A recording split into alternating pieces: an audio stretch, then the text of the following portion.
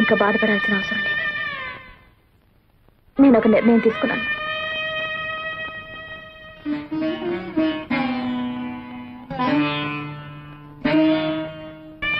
ఈ ఇంట్లోంచి వెళ్ళిపోదాం అనుకుంటున్నాను. అవునమ్మా, నేను నీ రక్తం పంచుకు పుట్టిన బిడ్డను కాను. ఎందుకంటే బావని పెళ్లి చేసుకుంటాను ఆశీర్వదించమని నాయనమ్మని అడిగితే నన్ను ఆశీర్వదించలేదు. నేను పరాయిదాన్ని కాబట్టే కదా.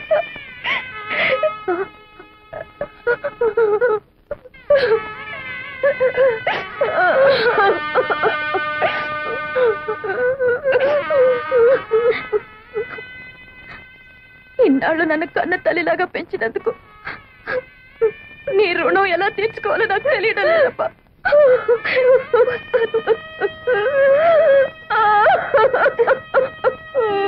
శోభ,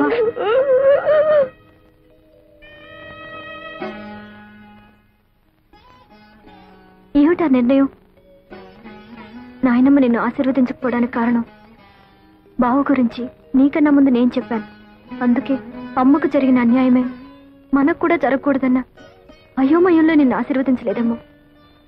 అంత మాత్రం చేత నువ్వు కూతురు కాదనుకుంటే నేను కాకపోయిండొచ్చుగా.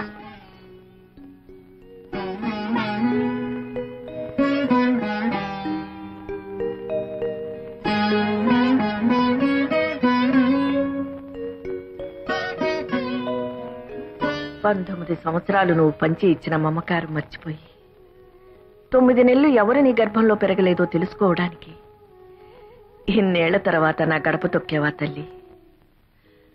అయినా పసిగుడ్డుగా ఉన్నప్పుడే నీ పక్కలో ఒక పిల్లని పడుకోబెట్టాను.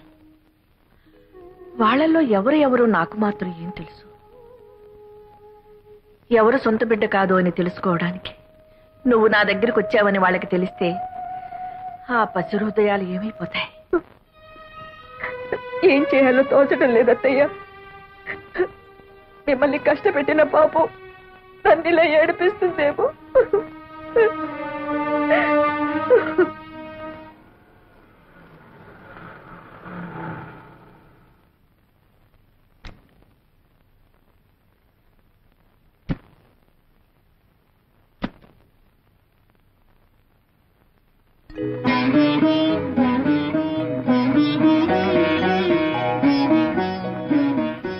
లోపలికి రావచ్చా? రాకూడదు. వస్తానంటే వద్దనడం సంస్కారం కాదు. ఇది సంస్కారాలు ఇల్లు కాదులేమ్మా. సరే, వచ్చిన పని చెప్తాం. మేం జానకి రామయ్య గారి పిల్లలం. మా ఇద్దరికి తండ్రి ఒకరే, తల్లులే వేరు.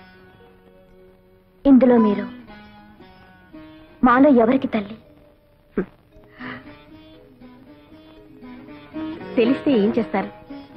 గుండెల్లో లేని ప్రేమని బలవంతంగా గొంతు దాకా తెచ్చుకొని అమ్మా అని పిలుస్తారా? ఇన్నాళ్ళు తల్లికి దూరంగా పెరిగినందుకు విధిని నిందిస్తారా? ఒకటి మాత్రం నిజం, ఎవరికైనా తల్లి అనేది సత్యం, తండ్రి అనేది నమ్మకం. మీ విషయంలో తల్లి అనేది కూడా నమ్మకం అవడం దురదృష్టం. మాకు కావాల్సింది నిజం. ఆ నిజం నాకు తెలియదు, తెలిసినా చెప్పను. ఎందుకంటే అమ్మ అనే పదానికి అనంతమైన అర్థాలున్నాయి. ఆకలేసినప్పుడు పాలు పట్టేది అమ్మ, ఏడుపు వచ్చినప్పుడు కన్నీరు తుడిచేది అమ్మ, భయం వేసినప్పుడు ధైర్యం చెప్పేది, జబ్బు చేసినప్పుడు విలువల్లాడిపోయేది అమ్మ. నేను మీలో ఒకరికి రక్తం పంచానేమో, కానీ ఆ తల్లి జీవితాన్ని పంచింది. కేవలం 9 నెలలు కడుపులో మోసిన నేరానికి 19 ఏళ్లు పెంచిన తల్లిని గుండెల మీద తన్ని రావడం మాతృద్రోహం. వెళ్ళండమ్మా, ఆ మహాతల్లి మీ తల్లి. వెళ్ళండి.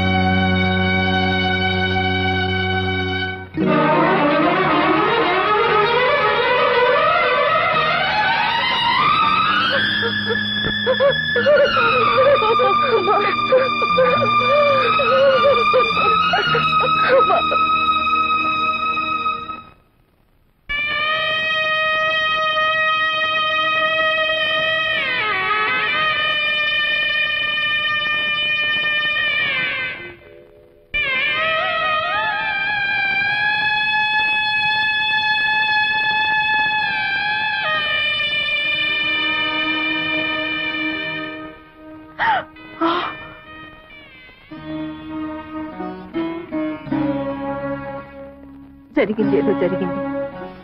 20 ఏళ్లుగా మిమ్మల్ని క్షోభ పెట్టి నేను నరకాన్ని అనుభవించాను. ఇప్పుడు అదంతా తవ్వుకుని ప్రయోజనం లేదు. నా బ్రతుకులోని దురదృష్టం నా కూతుళ్ళ బ్రతుకులో కూడా జరగకూడదనే నా కోరిక.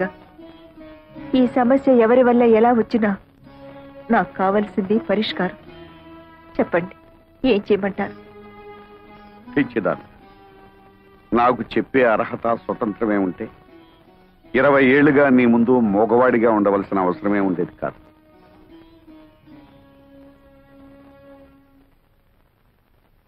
అత్తయ్య, మీరైనా చెప్పండి, నన్నేం చేయమంటారు? బ్రతుకు చివరిలో ఉన్నదాన్ని నాకేం తెలుస్తుందమ్మా? బ్రతుకు మొదట్లో అడుగు పెట్టబోతున్న వాళ్ళని అడుగు. భగవంతుడా, నాకు పిచ్చెక్కిపోతుంది. నేనేటో తెలుసుకోలేకపోతున్నాను. అమ్మ శోభ, మీరేం పసిపిల్లలు కారు. ఈ సమస్య కొని తెచ్చుకుంది మీరు.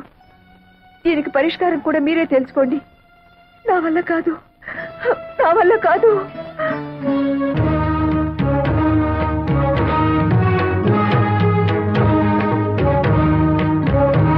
ఏంటి బావ ఆలోచిస్తున్నా? ఇందులో సమస్య ఉంది. తప్పు చేసింది మేము, ఫలితం కూడా మేమే అనుభవిస్తాం. నీకు శోభ అంటే ఇష్టం అనుకో, చేసుకో. నీకు నీరు మీద ఇష్టం ఉందనుకో, చేసుకో. దాన్ని చేసుకుంటే నేను ఊరేసుకుని చచ్చిపోను. దాన్ని చేసుకుంటే నేనేం విషం మింగి చావను. నాకు కావాల్సింది నీ ఆనందం. నాకు కావాల్సింది నీ సంతోషమే. నీకెవరిష్టమో చెప్పు బావా. మాకెవరైనా ఒక్కటే. చెప్పు బావా, చెప్పు బావా, చెప్పు బావా. బావా చెప్పు, చెప్పు బావా, చెప్పు, చెప్పు బావా. వెంకటరమణ, ఎక్కడున్నావు స్వామి?